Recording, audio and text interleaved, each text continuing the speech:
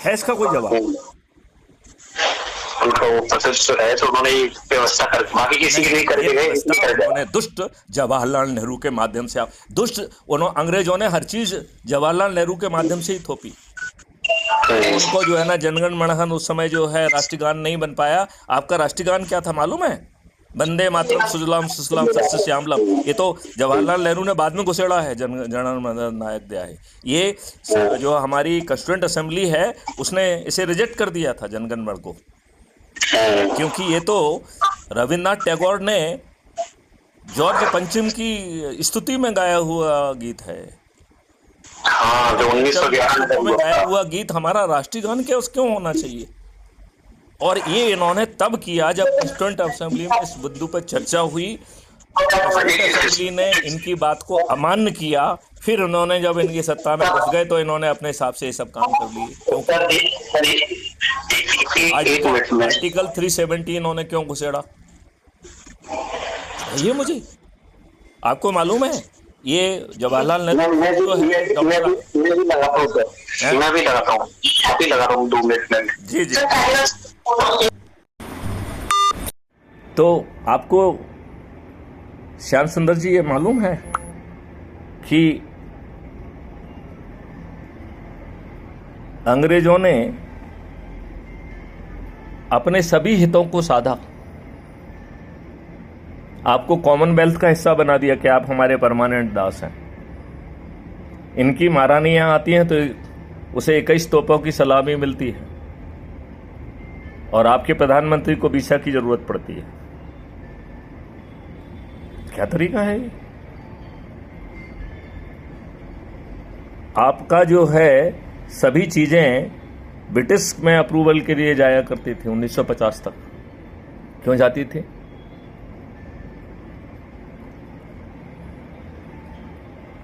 Mountbatten हमारे first governor general of India क्यों बने? है कोई इसका जवाब?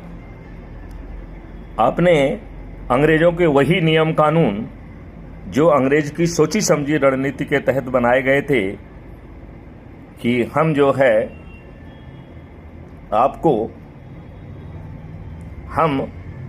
आपको कदम कदम पर अपमानित करेंगे, उत्पीड़ित करेंगे, शोषित करेंगे,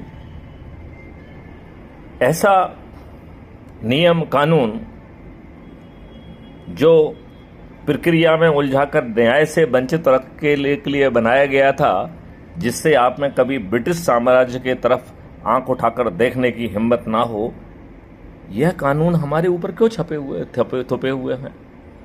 अभी हमने 3 नए कानून बनाए तो it is old wine in the new bottle. पुराना कानून है, नया कानून है। क्या हम इतने दिमाग से पैदल हैं कि अपने लिए 3 अच्छे कानून नहीं सोच सकते हैं? ये राजनेता इतने दुष्ट हैं कि इन्होंने पहला चुनाव जो 1952 का हुआ था उसमें भी बूथ कैप्चरिंग की थी। हमारे नेता इतने दुष्ट हैं कि इन्होंने श्यामा प्रसाद मुखर्जी को धूर्ततापूर्वक कश्मीर में प्रवेश कराकर उनकी हत्या कर दी।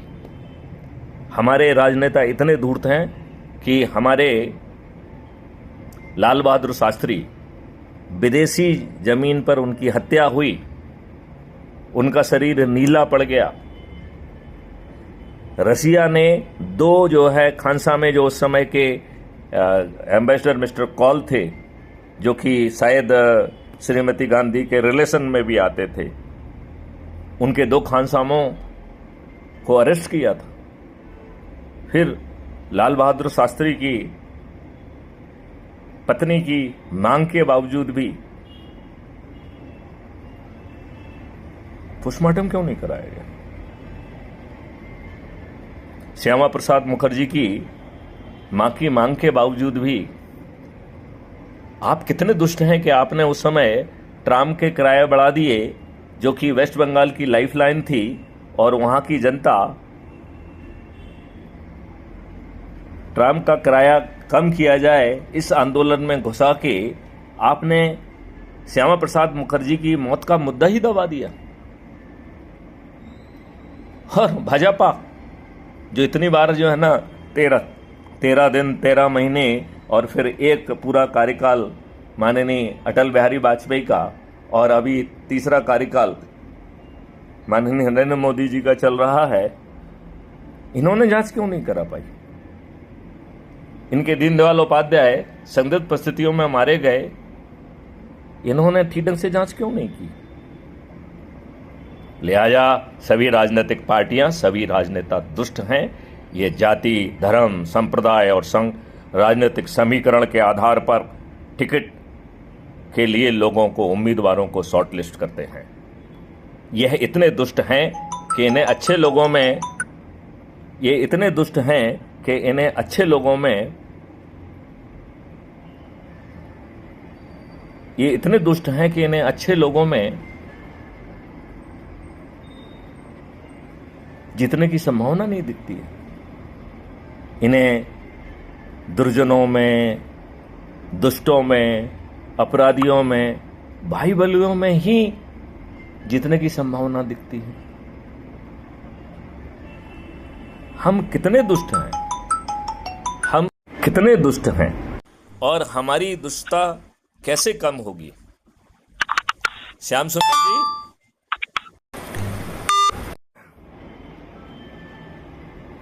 हमारे राजनेता बेहद ही दुष्ट हैं।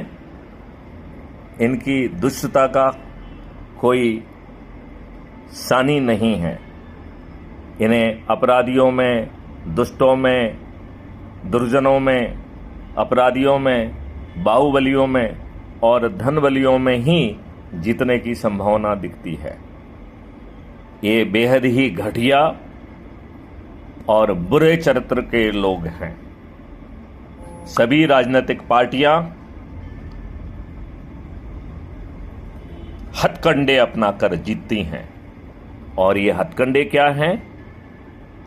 क्या हैं ये हथकंडे? क्या हैं ये हथकंडे?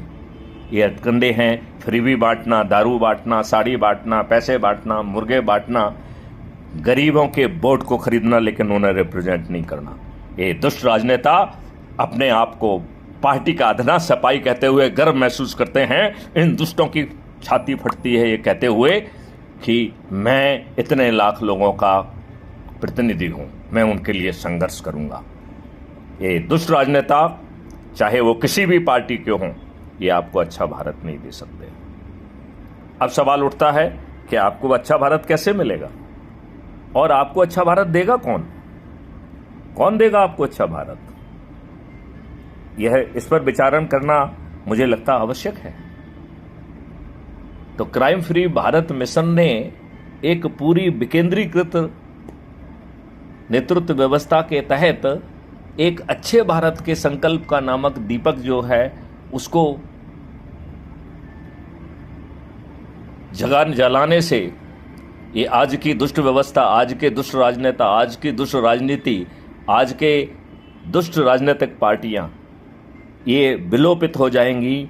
एक भी राजनीतिक पार्टी का एक भी राजनेता नहीं जीतेगा।